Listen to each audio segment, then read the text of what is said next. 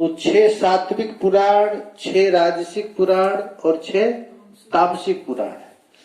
तो पद्म, वाराह और भागवत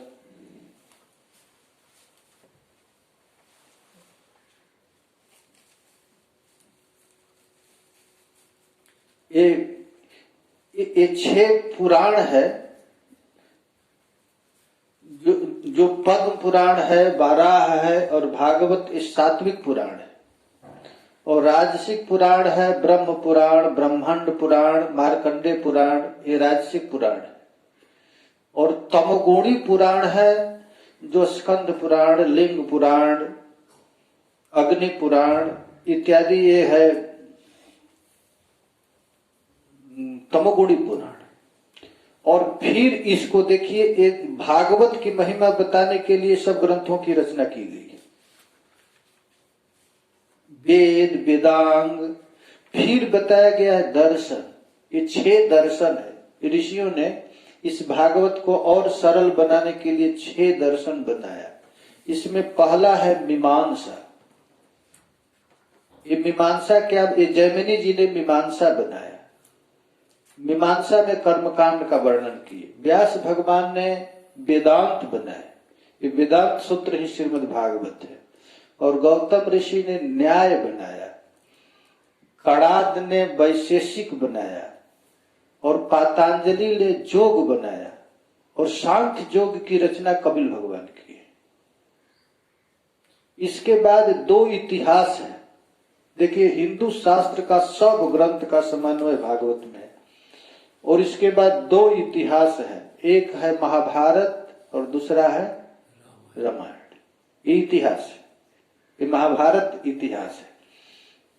तो महाभारत में सब कुछ वर्णन कर दिया गया और रामायण में भी सब कुछ। आज जितना भी धर्म कर्म समाज में दिखता है, यह रामायण से ही निकला है और महाभारत से निकला है। ब्राह्मण के लिए क्या धर्म है, क्षत्रियों के लिए क्या धर्म है, देवी की पूजा, सूर्य की पूजा, गणेश की पूजा इत्यादि जितनी भी पूजाएं की जाती है, यह भी महाराज वेदांग से निकला हुआ है। इसके बाद फिर 100 स्मृतियां, मनुस्मृति इत्यादि, सब लोग ऋषि लोग अपना स्मृति लिखे। पराशर स्मृति, मनुस्मृति, याज्ञवल्क्य की स्मृति, ये सब स्मृतियां हैं। इसके बाद निबंध है। अंत में निबंध लिखे। निबंध क्या है? थेसिस है, पीएचडी की है। एक ऋषि लोग एक विषय पर पीएचडी किए, वो लिखे, इसको कहते हैं निबंध। सर्व वेदातिहासानाम सारम सारम समुद्रिता, समस्त वेद उपनिषदों का सार श्रीमद् भागवत। ये भागवत साधारण ग्रंथ नहीं है। ये भागवत ऐसा अद्भुत ग्रंथ है कि एक साधारण चीज से लेकर के परमावधि प्रियालाल के निवृत्त निकुंज की सेवा तक पहुंचा दिया गया। ये भागवत साधन 17 पुराण साधन है और उसका फल है श्रीमद् भागवत। जितने भी रसिक महापुरुष हैं, अब कहते हैं किम श्रुतई बहुभी शास्त्रई पुराणैक भ्रमावई एकम भागवतम शास्त्रम मुक्तिदाने न गर्जति। अरे बहुत से शास्त्र पुराण पढ़ने से क्या फायदा? यदि तुम अपना कल्याण चाहते हो तो श्रीमद् भागवत का दान करो, ये भागवत पढ़ो। तो उस भागवत भी श्री विग्रह है, ठाकुर जी का विग्रह है। ये भागवत साक्षात श्रीमद् भागवत भगवान का है। तेनेयम वांगमयी मूर्ति प्रत्यक्षा वर्तते है। ये साक्षात श्री हरि ही श्रीमद् भागवत के रूप में प्रकट हुए। पद्म पुराण में तो भगवान का कौन सा चरण है, कौन सा स्कंद चरण है, कौन घुटना है, कौन छाती है, कौन मुखमंडल है, ये भी वर्णन किया गया है।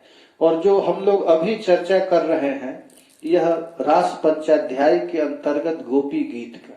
तो ये रास में 5 अध्याय है। ये 5 अध्याय किसी जीव को जीने के लिए प्राण की आवश्यकता है। वैसे रास पंचाध्याय में 5 प्राण, 5 प्राण, प्राण, अपान, समान, व्यान, उदान। तो एक गोपी गीत कौन सा वायु है? समान, ये समान वायु है। ये विरह है और मिलन है। विरह क्या है, मिलन क्या है? तो प्रियालाल में कभी बिछड़न होता ही नहीं, मिले रहे माने कबो मिले न।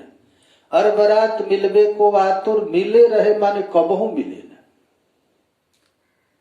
किशोरी जी श्याम सुंदर कहते हैं प्रिया जी से कि अरे प्रिया जी, जब जब मैं तुझको देखूं तो लगता है कि नहीं नहीं अभी अभी देख रहा हूं, अभी लगता है कि अभी नहीं नहीं देख रहा। ये विरह, जब जब तेरो मुंह देखूं तब तब नई नई लाए, ये स्वामी हरदास जी का केलीमाल का पद है। तो ये यही है। और इसमें जो गोपियों का गीत है, अद्भुत गीत है। इसका उद्देश्य क्या है, इस रास गोपी गीत का उद्देश्य क्या है? तो देखिए श्री कृष्ण क्या है, तो ये रस स्वरूप, रसराज। श्री कृष्ण केवल आनंद है, घनीभूत आनंद का नाम ही है श्री कृष्ण। समस्त देखो संसार में कहीं सुख है ना आनंद, आनंद केवल कृष्ण के पास है।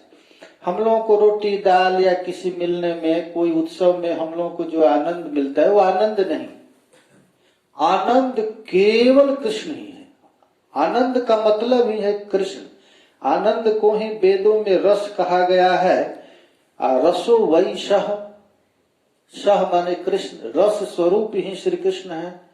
रस ही जब इकट्ठा हो जाता है, रस की घनीभूत मूर्ति को आनंद कहते हैं, और आनंद को ही ब्रह्म कहा गया। ये जो श्री कृष्ण है ये साक्षात घनीभूत आनंद है, यही कृष्ण है।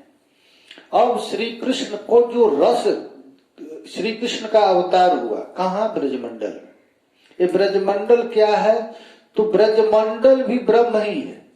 ये ब्रजमंडल और कृष्ण दो नहीं है। भगवान का नाम, रूप, लीला, धाम, ये चारों एक ही रूप।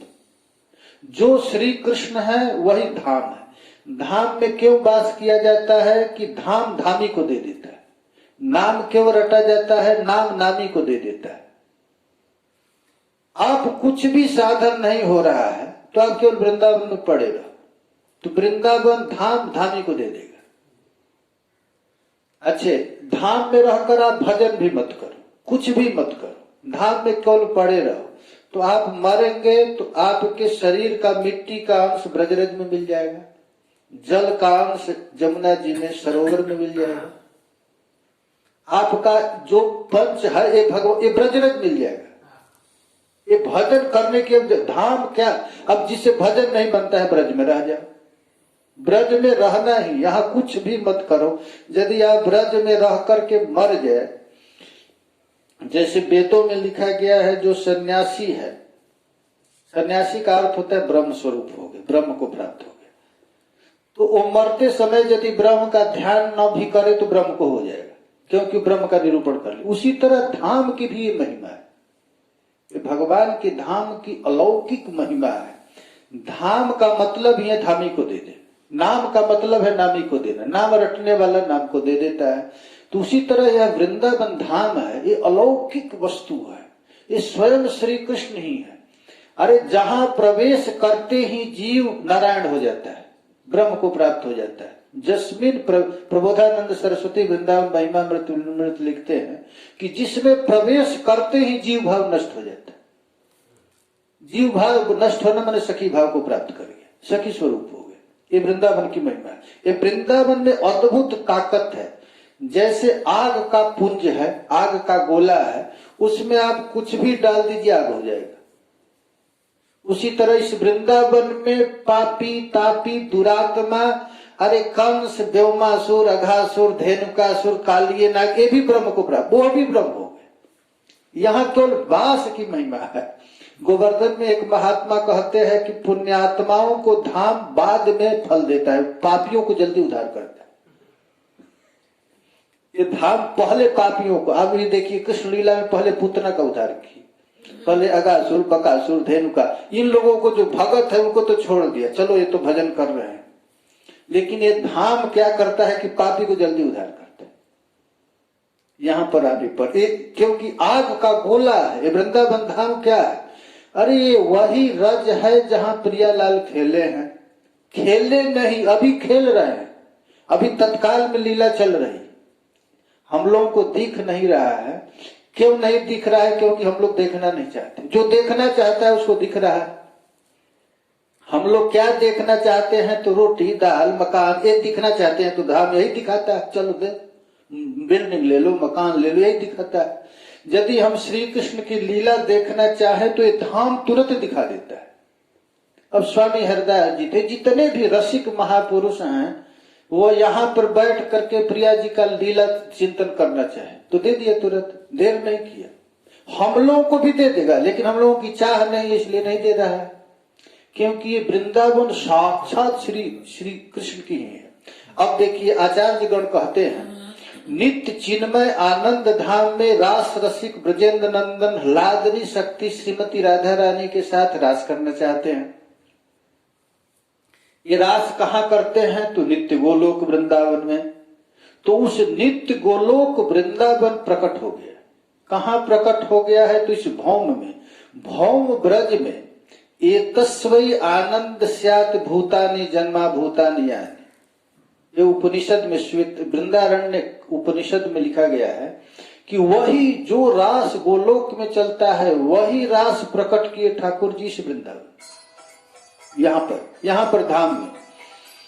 तो क्यों प्रकट किए? कि वही रस को यहाँ पर देना है। शरद पूर्णिमा में रात्रि में गोविंद रास वासना करना चाहते हैं, तो ठाकुर जी वृंदावन में आए, वृंदावन के बंसी वट पर, और बंसी वट में आकर के अब रास करने की इच्छा हुई। तो रास के लिए क्या करे? तो बंसी वादन की। ठाकुर जी ने बंसी वादन किया। बंसी वादन को सुन करके जितनी भी ब्रजांगनाएं हैं, ये ब्रजांगनाएं भी महाराज एक तरह की नहीं है, 48 प्रकार के ब्रजांगनाएं हैं। कोई साधन सिद्धा, कोई ऋषिचरी, कोई श्रुतिचरी, कोई वेद के उपनाएं। भगवान श्री हरि ने जिस अवतार में जो लीलाएं किए, उस अवतार में जो भी भक्त भगवान श्री हरि के रूप पर आकृष्ट हुआ, गोपी भाव प्राप्त किया, वो सब गोपियां बनी। तो भगवान जब बंसी वादन किए तो रोज रोज जो बंसी वादन करते थे वैसा बंसी नहीं वादन किए। आज श्री कृष्ण जो बंसी वादन किए हैं तो कैसी बंसी है? तो अनंग वर्धन। श्री कृष्ण का जो बंसी है, निशम्य गीतम तदनंग वर्धनम ब्रज स्त्रिया कृष्ण गृहीत मानस। आज श्री कृष्ण का जो बंसी वादन है वो कैसा वादन है? तो अनंग वर्धन, एक काम को बढ़ाने वाला। काम का अर्थ होता है प्रेम। प्रेमैव गोप रामाणाम, गोपियों के प्रेम को ही शास्त्रों में काम कहा गया है। तो अनंग वर्धनम, गोपियों के हृदय में वो अनंग वर्धन बंसी वादन का संचार हुआ। बंसी वादन महाराज प्रकट हुआ गोपियों के हृदय में, और गोपियां अपनी समस्त साधन को छोड़ करके श्री कृष्ण के पास चल देती। अब देखिए गोपियां आई हैं, साधन सिद्धा गोपियां आई हैं, तो ठाकुर जी ने उन गोपियों से रस नहीं किया। भगवान ने उन लोगों को उपदेश दिए। क्या उपदेश दिए? तो धर्म का उपदेश दिए। वो धर्म का उपदेश कृष्ण क्यों किए? क्योंकि राधा रानी अभी आई नहीं थी, और जब तक राधा रानी आएंगी नहीं तो रास होगा नहीं। तो प्रिया जी का इंतजार प्यारे श्याम सुंदर कर रहे थे। इन लोगों को अब कैसे इंतजार करें? तो उनको उपदेश दिए, धर्म का उपदेश दिए। धर्म का उपदेश करते करते स्वयं श्री जब ब्रजरानी राधा रानी आ गई, राधा रानी जब आ गई हैं तो राधा रानी के आते ही भगवान ने धर्म का उपदेश छोड़ दिया और ठाकुर जी ने फिर रास लीला की। ये भगवान की जितनी भी लीलाएं हैं उनमें सर्वश्रेष्ठ रास लीला है। भगवान की कृष्णेर जतिक लीला सर्वोत्तम रास लीला। भगवान की जितना भी खेल है उनमें सर्वोपरि सर्वश्रेष्ठ रास लीला है। ये ब्रजांगनाओं के साथ ठाकुर जी ने रास किया है। ताभी समेता भिरुदार चेष्टितः, वह भगवान श्री कृष्ण जो अगम्य है, जिनको आज तक कोई प्राप्त नहीं कर सकता, वह आज ठाकुर जी ब्रज गोपियों के अनुकूल हो गए। और जैसे जैसे गोपियां कहती हैं वैसे वैसे भगवान श्री कृष्ण करने लगे, उनके साथ रास करने लगे। देखिए अब रास चल रहा है। जितनी भी गोपांगनाएं हैं ठाकुर जी की अनुकूल हो गई हैं, और ठाकुर जी रास कर रहे हैं। कैसा अनुकूल हो गई हैं? तो गोपियां महाराज ये प्रेम है, प्रेम में अभिमान नहीं होता है। अभिमानी व्यक्ति प्रेम कर ही नहीं सकता है। कोई बाप कहे अपने लड़के से डांट कर, पीट करके, डंडा से मार कर तुम हमसे प्रेम करो, तो प्रेम करेगा? कोई पति अपने पत्नी को पीट कर कहे तू हमसे प्रेम कर, प्रेम के लिए क्या करना पड़ेगा? झुकना पड़ेगा। बिना झुके प्रेम नहीं हो। प्रेम का स्वभाव ही, प्रेम ऐसा देवता है कि ये झुका देता है सबको। तो महाराज ये ठाकुर जी गोपियों के से झुक गए। क्या झुक गए? तो किसी गोपी का पैर दबाने लगे। श्री कृष्ण कर रहे हैं रासलीला, किसी को पंखा कर रहे हैं, किसी को पानी पिला रहे हैं। आप लोग निधिवन में देखिए, भगवान ने कुंड खोला है, प्यास करते करते गोपी को प्यास लग गई, कहे कि मुझे प्यास लग गई। तो ठाकुर जी कहे कि बगल में जमुना जी है, जाकर पी जाओ, पानी पी लो। तो गोपी कहे कि हमको डर लगता है, कंस का अनुचर घूमता है, हम नहीं जाएंगे। तो भगवान ने बंसी से सरोवर खोद दिया। ललिता कुंड है ना निधिवन में, भगवान अपने हाथ से खोद करके पानी पिलाए। गोपी रास कर रही थी, रास करते करते थक गई, कहे कि अब हमको चला नहीं जाता है। तो भगवान पैर दबाने लगे। कोई गोपी कह रही है कि नाचते नाचते मैं थक गई हूं, बहुत पसीना हो गया। तो ठाकुर जी पीताम्बर से पंखा करने लगे। प्रेम में झुकना है, बिना झुके प्रेम होगा नहीं। स्वयं श्री कृष्ण किसी गोपी का चरण दबा रहे हैं, किसी को पानी दे रहे हैं, किसी को पंखा कर रहे हैं। तो ये गोपियां जो साधन सिद्धा गोपियां हैं, उनको अभिमान आ गया, अरे कन्हैया हमारा पैर दबा रहा है, अरे हमारी जैसा सौभाग्यवती कौन है। अब भक्त के हृदय में अहंकार हो गया। ये नहीं देखा कि ये प्रेम है, उसको अहंकार हो गया। तो सुखदेव जी कहते हैं, तासाम तत् सौभगमदम वीक्षमानं च केशव प्रशमाय प्रसादाय तत्रैवान्तर्धीयते। ठाकुर जी ने देखा कि इन ब्रजबालाओं जिसमें कोई गंध, काम का गंध है, न क्रोध का, न लोभ का, कोई गंध नहीं, आज हमारे भक्त के हृदय में सौभग मद हो गया। ये गोपियां इठलाने लगी, कहने लगी हमारे जैसा सौभाग्यशाली इस तीनों लोकों में कोई नहीं है। देखो तो सही, साक्षात श्याम सुंदर हमारा पैर दबा रहा है। जो साधन सिद्धा गोपियां हैं उनमें अभिमान आ गया। तो तासाम तत् सौभग मदम वीक्ष्य, ठाकुर जी ने उनके सौभग मद को देखा। तो ठाकुर जी सब कुछ देख सकते हैं लेकिन अहंकार नहीं देख सकते। भगवान का भोजन है भक्तों का अहंकार। ये भक्ति मार्ग है दीनहीन लोगों के लिए। जो अपने को सबसे छोटा समझे उसी को भक्ति मिलती है, अहंकारियों को भक्ति मिलती नहीं।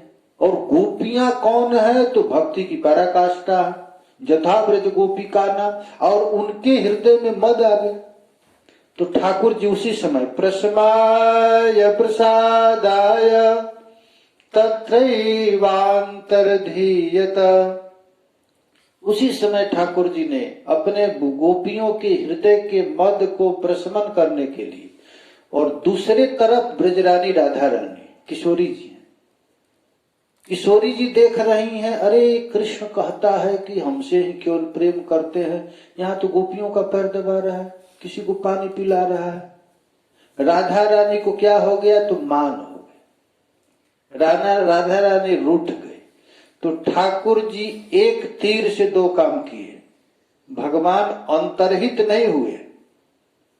भगवान क्या हुए हैं कि राधा रानी रास को छोड़ करके रूठ करके चली गई। और बिना राधा रानी का रास हो नहीं सकता है, तो श्री कृष्ण रास स्थली को छोड़ करके चल दिए प्रिया जी का खोजने के लिए। तो ये जितनी ब्रजबालाएं हैं, इन ब्रजबालाओं का अहंकार चूर हो गया। जब श्री कृष्ण नहीं तो अब क्या? और श्री कृष्ण अब घूम करके वृंदावन के गली गली में जमुना जी के तट पर घूम रहे हैं। जमुना तीर नीर, जमुना जी के तीर पर ठाकुर जी अपने आंख से आंसू गिराते हुए हा प्रियाजू डोल रहे हैं। गीत गोविंद में जयदेव पंडित कहते हैं इतस्ततस्ता मनुसृत्य राधिका मनंग बाण व्रण खिन्न मानस कृतानुताप सकलिंद नंदनी तटांत कुंजे निषसाद माधव। प्यारे श्याम सुंदर पागल हो गए हैं, चारों तरफ पागल होकर के राधा राधा राधा प्रियाजू कहते हुए अन्वेषण कर रहे हैं। उसी समय राधा रानी प्राप्त हुई और इधर ब्रजबालाएं खोज रही, ब्रजबालाएं कृष्ण को खोज रही हैं और श्री कृष्ण किसको खोज रहे हैं? राधा रानी को खोज रहे हैं। ये दो अन्वेषण चालू है। जो अब प्रिया जी सोच रही हैं, प्रिया जी के साथ पूरा अब निभृत निकुंज की लीला हुआ है। गीत गोविंद में वर्णन है, ठाकुर जी ने निभृत निकुंज में रह केलया एकांतिक जो केलियां किए हैं वही केली पूरे जगत को मंगल प्रदान करे, जयदेव पंडित कहते हैं। और उसी केली में कुछ कुछ महात्मा लोग बस उस प्रियालाल के दिव्य नित्य विहार को ही लिए, बस अब हम मन इसको छोड़कर कहीं जाएंगे, उसी रस में निमग्न रहे। तो उसी समय प्रिया जी कहती हैं, जब दृष्टा नहीं हो, देखने वाला नहीं है, अर्थात ललितादि सखियां नहीं है, तो इस रस का आस्वादन कौन करेगा? प्रिया जी के मन में आया, श्याम सुंदर से कहती हैं, नयम माम जत्र ते मन, जहां आपकी मन है वहां हमको ले चलिए, ऐसा कहे। तो श्याम सुंदर प्रिया जी को अपने कंधे पर चढ़ाना चाहिए। आरोह्यता मिति, तुम आरोहण करो, चढ़ लो। अब श्याम सुंदर के कंधे पर प्रिया जी चढ़ना चाहिए और प्रिया जी प्यारे श्याम सुंदर की उस अद्भुत प्रेम का अनुभव करने लगी। और श्याम सुंदर हमसे इतना प्यार करते हैं, अपने कंधे पर चढ़ाएंगे। इतना कृष्ण का प्रेम चढ़ा, मादनाख्य महाभाव में राधा रानी आ गई कि वही आकर के बेहोश होकर के गिर गई। प्रिया जी वहां पर गिर गई है। अंक स्थिते विदयते किमपि प्रलापम हा मोहनेति मधुरम विदधत्य कस्मात्। प्रिया जी के एक एक नाम लेकर श्यामानुराग मद विह्वल मोहनांगी श्यामा मणिर जयति काव्य निकुंज देवी।